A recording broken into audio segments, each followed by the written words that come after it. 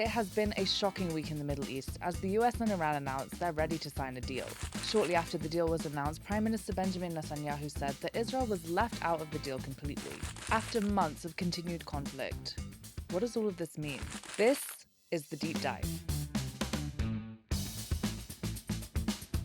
Welcome back to another episode of The Deep Dive. I'm Shifra Jacobs, filling in for Jacob Lasnik while he is on his honeymoon. The beginning of this week was quite a surprise for a lot of us as Iran and the US announced that they are coming to an agreement. After months of a multi-front war, it seems that the US and Iran are choosing a diplomatic route. However, as the days went on, it became increasingly clear that Israel was not a part of this agreement. There has been varying backlash from Israeli leaders, support from world leaders, and a general sense of confusion for the Israeli public. Here to help us break it down, I'm joined by Yasmin Sayeh, an Israeli-Iranian strategic analyst and member of Forum Dvorah.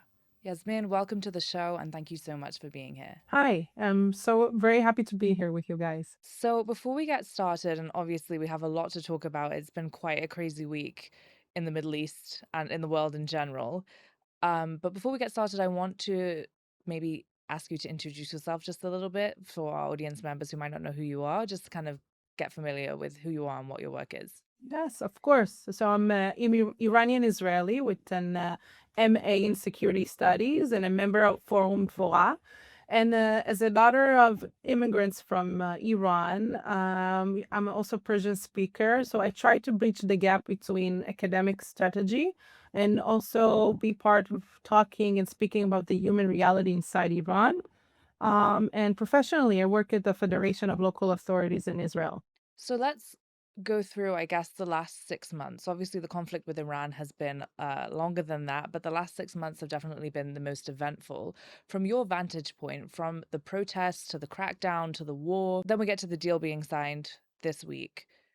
How have you seen that arc? So I think like all of us saw how we started this when basically thousands of Iranians have went to the streets and asked for a change in the regime, and they assume that somebody is going to save them. The international world coming from all around will be there for them. But unfortunately, for more than 40,000 have were killed by the regime, the Iranian regime.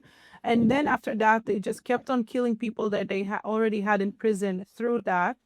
And we just keep seeing that. So I have to admit that at the point that we are now, it's very, very surprising. And if we can even just start talking about the deal, like for me, reading today the deal, like it's very, very shocking. I have to admit, like this is probably the worst deal ever. I'm not really sure what happened in this last couple of months. Like, what was it all about? Like, nothing really have changed. And through that deal, we're just going to get another strong regime, strong Iran that's just going to keep killing their own people. And again, hurting us. It's not just Israel, it's all around. I have to admit that I don't really think that this deal is like, I cannot believe it. I have to admit, like, I'm assuming there's something else coming up, but if this is the real thing, so this is a problem for sure. You're definitely not alone in that, as we've seen many Israeli leaders over the past week have also criticized the deal, as well as non-Israeli leaders. I think a lot of people are quite shocked. And if we go into, I guess, what started this at the beginning and like the uprising of the Iranian people, because the Iranian people are really at the center of this conflict and they are the ones who are suffering the most under the regime. There was a lot of internal pressure right at the beginning. And obviously the regime did what they could to shut that down. Looking at it from now, do you think that the internal pressure is quietened down because of how the regime acted, or do you think there's still that momentum going from within Iran for the people who want to make change? Unfortunately, I think it is very complicated. Like, in the end of the day, I do think the Iranian people want to change in the regime. But the question is, after more than 40,000 were killed and people are kept being killed, like, if it's not clear for them what's going to happen next, why would they go to the streets? Why would they scream for change? They're still trying to be active and they're, trying very quietly to do whatever they can. But at this point, who would they believe? Because like I think like just a couple hours ago, like last night, there was interviews by Trump that said that he never wanted a change in the regime in Iran, which again, like probably by tomorrow we'll hear something else, or maybe on Friday. But I think this is something that when the people of Iran hear this, this is very problematic, and for them that probably won't help them keep going or hope for a change. As a Persian speaker, are there things that you hear coming outside of Iran that you think other people may not be aware of? I think that mostly what I see today is still, thank God they have the option of like still criticizing through social media, which is again, I think still very dangerous. And when I see it, I'm very like, oh, like how are they doing this? Because like this might lead for them ending their life through the regime, but the actions of the regime, but people are still criticizing in a very like mellow way, without saying the regime is bad or whatever. But again, I still see criticism in some ways. And I can say that, like before that, when we just started the action against the regime in Iran, Israel and Iran, and we started this uh, mini war, must people must say, but like you saw that people were happy. I would get calls and messages, people telling me, keep on going, like voice messages in Farsi that telling me, keep going. And I'm like, okay, like, let's do this. But here, all of a sudden, like a couple months after, and we're basically going back. I want to kind of focus a little bit on the regime itself because there are some particular goals of the war that were semi achieved, I would say, in the sense of sort of cutting off the top leadership of the Iranian regime. And obviously, there's criticism about how, well, if you knock somebody down, you can just replace them with the next person. Very early on, we saw that Khamenei was assassinated and his son, supposedly, even though we haven't really seen any proper sign of life of him, took over as a successor.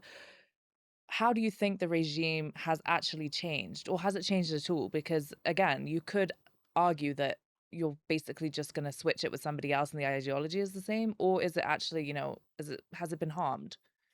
Mostly, so there's a couple of things about this, the regime. First of all, I've heard only bad things about the successor. Like, of course, I'm not even sure if he's alive or maybe he's in a coma or Right. like why he's not showing himself. Like this is something. But then again, like, okay, he might be alive, but I heard that he could be worse than what we already have. And like, who knew that this can be worse than what we already had in Iran? And the regime that we know. But we have to remember that this is a huge problem for us because now it's an opportunity for the regime to show themselves as like open minded and West oriented and like, no, we're not that bad because like nobody really know the new regime. So this is an opportunity for them to show a different face. Although inside they're keep on killing people. This is literally what's happening every day. So we have to not like it doesn't matter if the regime is there, it doesn't matter who or whom. In the end of the day, we need a change. And what's happening now in Iran is not a change. It's all only getting worse and worse. Right. I want to move on to a topic that might be a little bit difficult, but in you wrote a piece for the Jerusalem Report and you spoke a little bit about how the regime uses rape as a systematic way of punishing Iranian people, especially with the mass arrests and the executions. And I want to kind of talk about that a little bit. Of course, like on this show, we've talked about that idea a lot, not just from Iran, but also after the October 7th reports have come out and kind of really trying to talk about what it actually means to use that as a specific sort of weapon. And I think for a lot of people, that idea makes them kind of shrink back. I think the second you talk about it, even when you provide evidence or you provide really specific stories and things like that, the topic of it is very, very hard for people to grasp. And it's much easier for them to kind of go for the route of, well, maybe not, maybe this is exaggerated. I would love to get your perspective on that just a little bit. Of course, I think that first of all, it's very very hard information that we get, and I hear a lot of voices, and basically the regime is using rape as a way to bring fear into the people, and basically like they're killing the people, and it's even just hard to say, but they're raping them before, which is massive. It's literally insane when we're talking about the West and Iran, the regime being part of the UN and like basically being all about human rights. And this is like their every day and how they deal with their own people. This is what we have to remember. Like this is literally their own people, and that's what they're doing to them. And I think like it's not a big surprise for me because when we talk about what happened to us, to Israelis, to Jewish people, and again, there weren't just Jewish that were hurt on the October 7th, but when we saw Hamas doing it and using rape, this is no different. I'm not surprised the Iranian regime is doing the same. It's just insane that the Iranian regime is doing it to its own people, to the Iranian people. And then Hamas used it in raping Israelis and Jewish people. Hamas have done that before. And of course, Hamas is being a proxy of Iran regime. This is exactly what they're doing in Iran, but this time to the Iranian people. So I think that's even more in awe. Like, I'm shocked that this is basically what they're doing to their own people. And I think this is something people need to understand, that this is insane. This is something that we shouldn't accept as like, oh, so this is what's happening in some faraway country. And then again, oh, but maybe the regime is okay. So this is not, this is just showing us again and again what we're dealing with and how come this agreement could never happen with the regime. I think it's important to note as well that this is kind of a phenomenon that we've seen for more than this, but let's even look for the last 20 years or so. There are so many stories and so many people who have left or, they've fled. So many women who in Middle Eastern countries or around who have been taken advantage of or hurt or sexually abused or been used as slaves. Like, I'm talking about things that have happened in modern times. Right. The Yazidi women, a lot of different people who were affiliated with ISIS, obviously Hamas, Iran, in Afghanistan with the Taliban. There are so many reports of it, and it's an interesting way to think of it when you know that everybody's hearing about it. And you have to ask, like, what would be the response if this happened like in a Western country? Like, God forbid, but let's say in the UK, something like this was happening and, people were saying, well, we need to rise up and do something, and this is the way that we're going to show our resistance. The way that it would be met, I think, would just be so incredibly different. And I think part of what is so important about like speaking about this on this podcast and in general is to make sure that people are not desensitized to it, because it almost sounds like, okay, well, there's another story of it and there's another story of it, and maybe they're just saying it. They're not just saying it, and I want to make that really clear. And I would love to hear also, like, when you did the research for your article and you kind of spoke about it a little bit, what were the testimonies that you heard, or the stories or the sources that, you So gathered for that? it's something that just kept coming, through social media and through people that I still have connection through in Iran and in the United States that have connections to the Iranian people. And we hear how this is their way to terror the people in the hope for them not to go out again, especially now when they don't have the back of the United States. And I think it's very, very clear to us, if this is something that would ever happen in any other country, which is Europe or the United States, this is not the way they would have dealt with it. And we also have to remember that it was the decision 1325 that basically understands how women are more impact in war and of course in situations like this, and how women are used, kids and women, and how important it is to have women in decision making. So again, everybody understands that this is a huge issue, but when it happens in the Middle East, apparently nobody cares. Something that I heard once that really struck me was, a lot of times, and was more in the context of October 7th, but I think this makes sense in terms of the protests as well, because so many people were killed. A lot of times, if somebody, is victimized in that way, or somebody is assaulted and then they're killed afterwards, their testimony is never going to be able to be told from a first person perspective. So the only thing you have is the stories of other people. Now, a lot of times that comes with criticism, because people say, well, how can we know it's 100% accurate?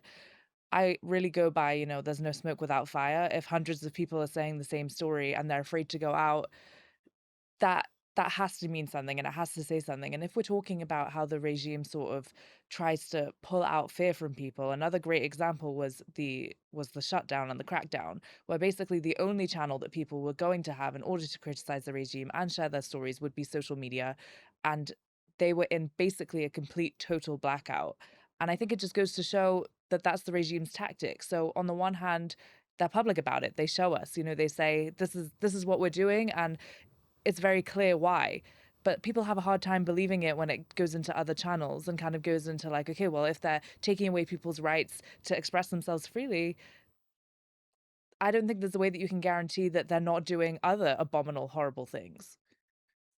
Well, I think again we see how this is the Iranian regime is basically using whatever he can to scare and to terrorize their own people so they wouldn't have to change the regime. We have to understand that what the regime is mostly afraid of is basically losing his place as a regime in Iran. So that's something we have to understand. And for him, for the regime, everything is like, kosher at this point. Like, okay, if this is what we need to do, let's do it. Like, if we need to kill people, women, men, kids, whatever it takes.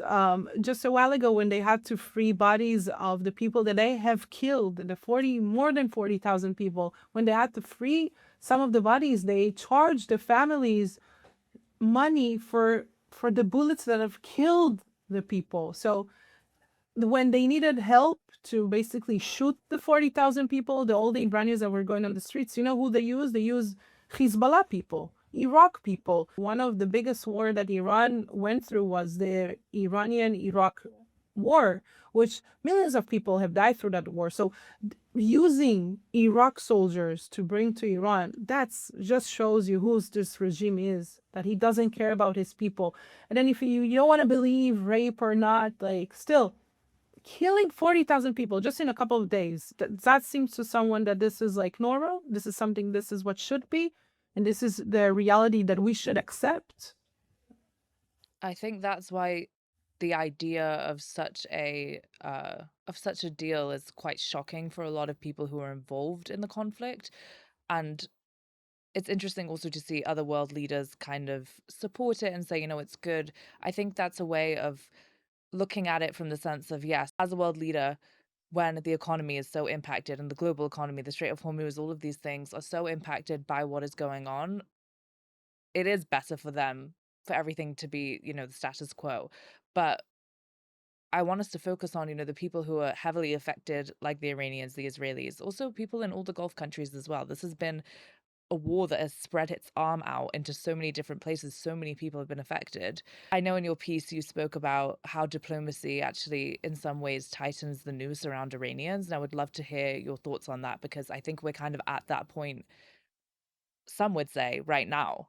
We have to understand that at this point, if this is the agreement that's really is on the table and this is the way that we are walking, this is a huge problem. And if we want to talk about the Iranian people, so it's since 79, they're under this regime that have never changed, the way he deals with the people. So if it's killing people for just being different, for being gay, or, you know, I just had a family that's made aliyah from Iran to Israel, and we met at the beach, and she told me this is everything for me. I could have never went to the beach with my family, because women and men cannot go together to the beach, and I think this is something that if we just even stop for a second and understand what it means, that this is regime doesn't let the people have freedom. People are being stopped for like having their hair out or even too much makeup. And in the end of the day, it starts with those little things, but we have to understand what does it mean. So it's hurting the Iranian people that are like more than like 80 million people of like asking to be freed. They have asked us in January and they're going to keep asking us. This is not the first time the people are going out to the streets. So we have to understand that this agreement or whatever they're calling it, this cannot keep going. And again, on a personal, might be too very hoped person that I really hope for a positive and something that will come of this. Like I cannot believe that, as an Israeli, it was very intense, this war with Iran. It wasn't easy, like day and nights. Even now, in the north of Israel, we're still having rockets throwing us from Hezbollah. So we're just still in this war, but we understand that this cannot keep on going. So it's also on our part. Israeli are suffering, and then again the Iranian people. So this agreement is not helping anyone, because even what's happening right now is basically losing money for the Iranian regime. So they're giving them money. If this is the agreement. So they're giving them money and they're giving them more and more opportunities and options to grow again and to be whatever they were before. So hopefully they can get again for the same, the point when we were in January again, to at some point to get again against Israel, and they will keep on going because like as you can see, they have proxies. It's not just Hamas and Hezbollah; they're all over the place. So we have to understand that this is an issue for all of us, and for sure, this agreement is probably the worst thing that can happen at this point. We lost so many lives. This is something that cannot happen, and I still hope that there's a surprise for us there because if we learn something from all this time, that changes are always happening. People on our side really enjoy surprises.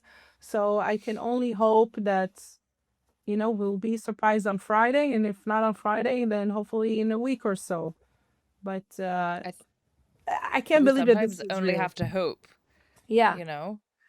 this is what is left for us, unfortunately. But I can't believe that this is a real agreement. F- From like a critical thinking perspective, and it's totally okay if the answer is no, do you see any positives in the deal at all?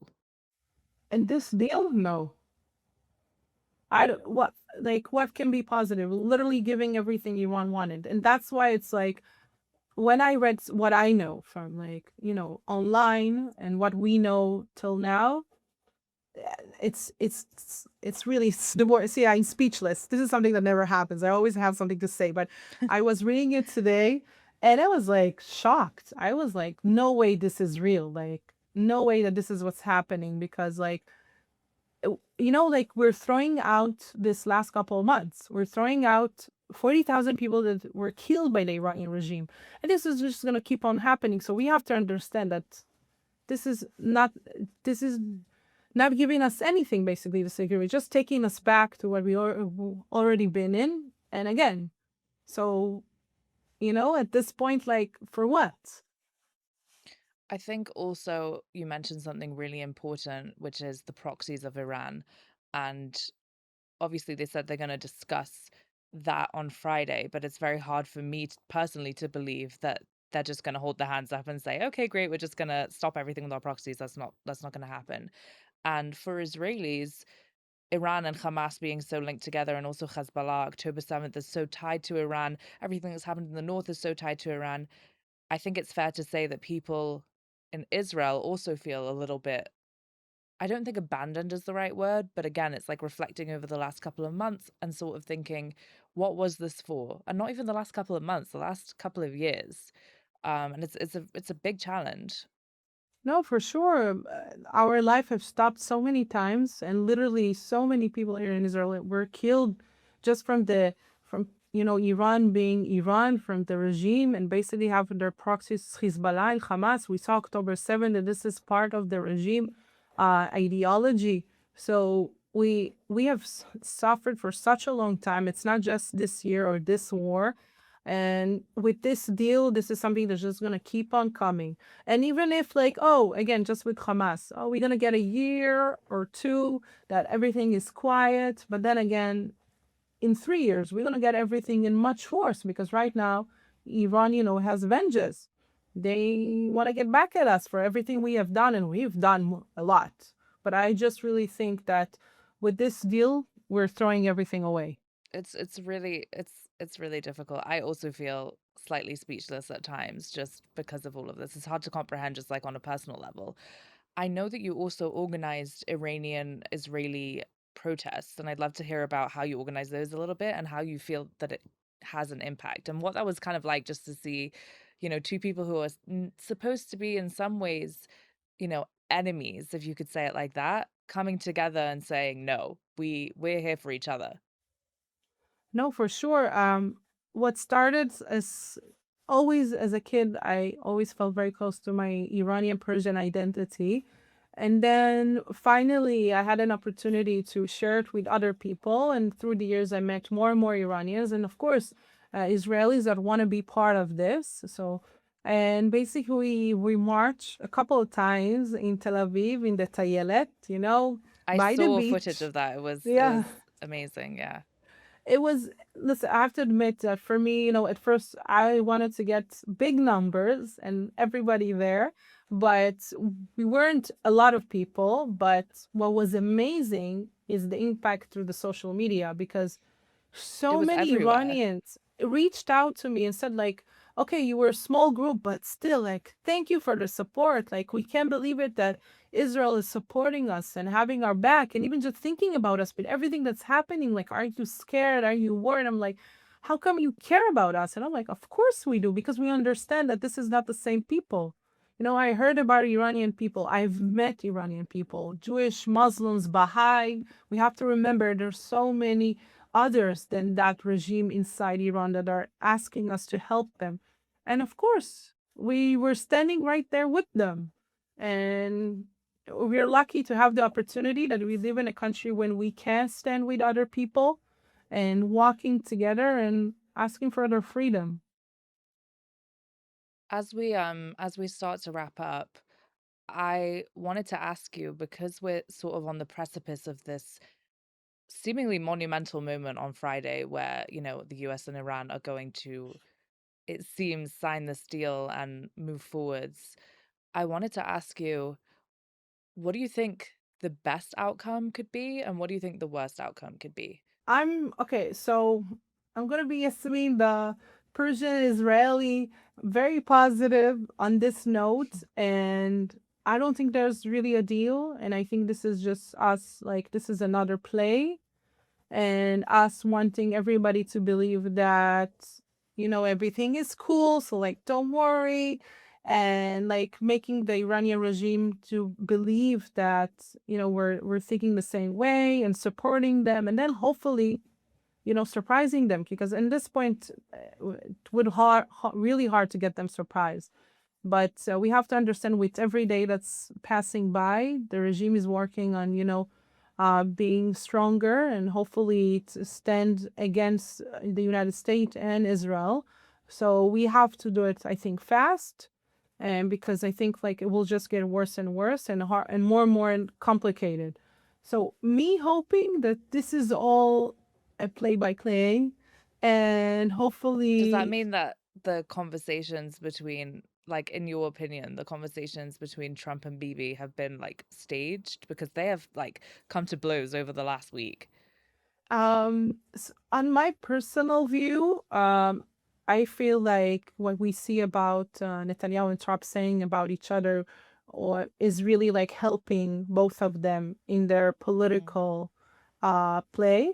I think if we're talking about Netanyahu, basically, if we think about it, Trump is saying that this dude is like this insane, like warrior, and like he wants to fight. And Netanyahu shows himself as a security guy, like I'm here to make sure that Israel is safe.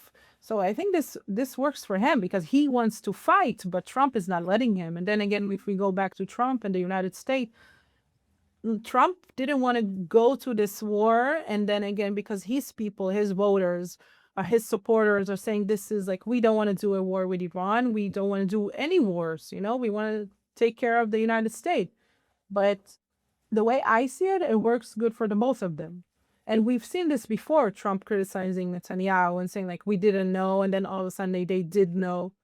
And again, it's very, very hard to predict what's going to happen. But it might be just me trying to be optimistic.